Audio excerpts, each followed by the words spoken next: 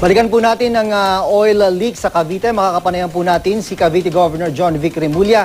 Governor Remulla, magandang tanghali po. Live po kayo sa Balitang Hali. Magandang tanghali, Jun. Magandang tanghali sa lahat. For the record, Governor, minamaliit nyo ba yung epekto ng oil spill sa mga apektadong bayan ng Cavite? Bagamat nag-alarma na ang national authorities ng malawakang environmental at health hazards na dulot ito, Governor. Hindi naman sa downplay ko, hindi ko rin na-exaggerate.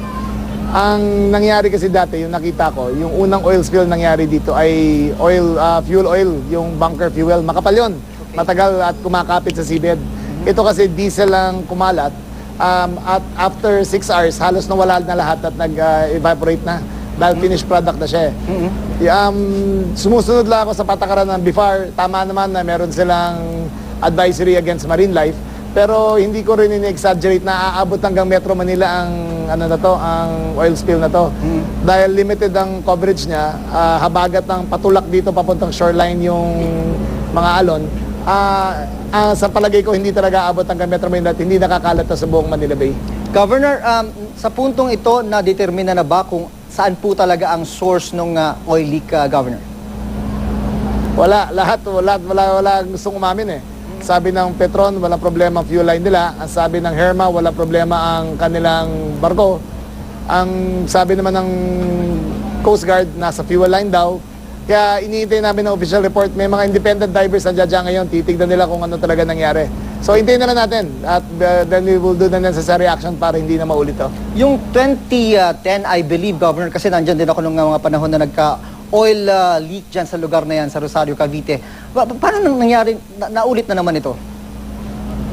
Hindi pa natin alam kung pareho eh. Yung 2010 kasi, nagkamali yung mga operators ng fuel line dahil may natira pang bunker fuel doon sa linya.